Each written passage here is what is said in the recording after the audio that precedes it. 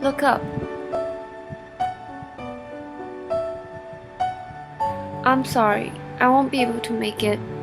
Imagine yourself having a date with someone that is really important to you, and you've been excited about it since a week ago.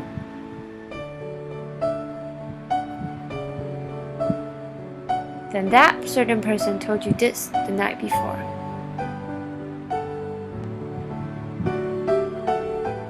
Maybe next time. How do you feel? Disappointed? Sad? Angry? Or maybe all of them because you've been looking so forward to it.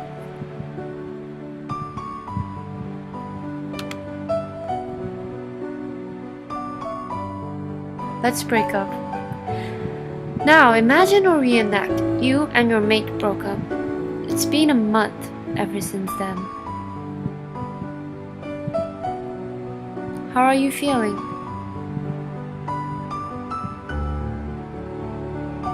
Sad? Lonely? Angry? Well, maybe all of them, because you just can't stop hoping for that person to come back into your life. We can imagine and reenact the past and the future, but we can't imagine the present. It is happening right this instant, so what is there to imagine? What is there to reenact?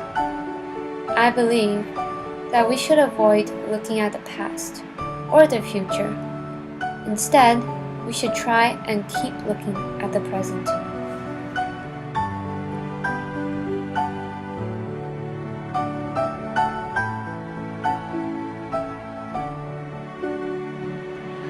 I will miss you a lot. Remember to come visit and hang out, alright? Most people should have gone through the stage of transferring. Personally, I've transferred 2 times, so this is the classic phrase you will hear from your friends. The first transfer was bearable because I was still a young brat.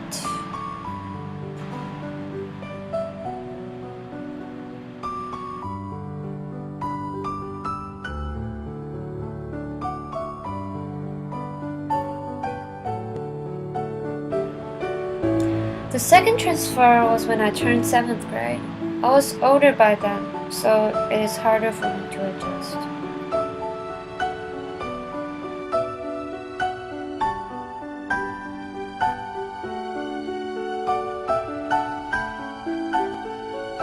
I had 3 really close friends in my old school. We would joke around saying things like opening up a hospital together, and each of us would be in charge of a specific department.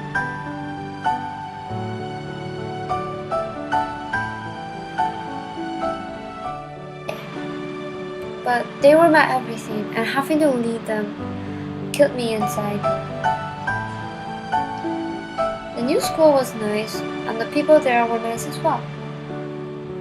I hang out with a few of them, and we were all friends. But for some reason, the feeling just isn't the same. From time to time, I would crawl in my bed and cry myself to sleep. I miss my best friends.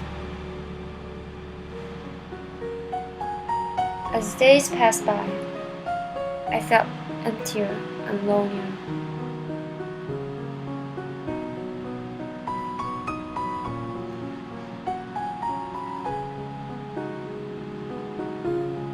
It took me 1.5 years before realizing that I was the main reason why all this happened.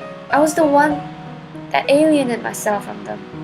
I couldn't forget my friends and refused to become friends with them.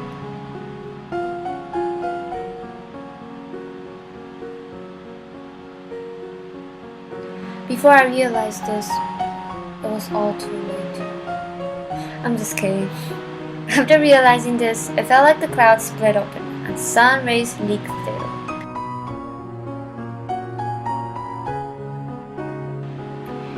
This is what you call enlightenment?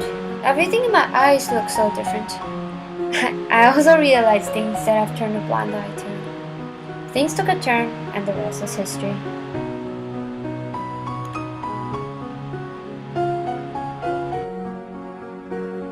Go Dragons! I've always loved soccer and started playing since 8th grade. My team and I have attended several tournaments, and we will always go with high hopes. Despite the mood of wanting to win, all of us were not expecting anything. We were not expecting to win, nor were we expecting to lose. All we thought about was putting 100% effort into the game. I still remember the tournament during 9th grade. The teams in our pool were all teams that were not as strong. The edge of my mouth couldn't stop twitching. The first 2 games were alright, and we played well. This means if we beat the team in our last game, we will be the champions. My heart yelled at my brain. My feet were trembling, my mind all ecstatic, and my body all tense. Almost there. I lost count on the number of times I've screamed this in my mind. Finally, the whistle blew, and it slapped me in the face. So, did we enjoy the game? Did we do our best? I don't know. All we know is that we lost the game. Things like abandon your past, let the past go, and anything that's about getting over your past are very cliched. Even though it is cliched, it is true. If you hold on to your past and refuse to move on, don't even hope for a better future. In fact, you shouldn't even hope for a future. Don't hold on to your past, nor hold expectations for a future. It's a better way to live. It is not as cliche when you tell people to expect nothing. Instead, it sounds incredibly pessimistic. But the reality shows you that the higher you hold your expectations, the harder it will strike you back. So instead of dwelling on the past or expecting a wonderful future, why not just simply enjoy the present? Focus more and cherish on what is happening right now, since very soon it will become a past. It is best to just avoid looking backwards or forwards, but to try and keep looking upwards, the present.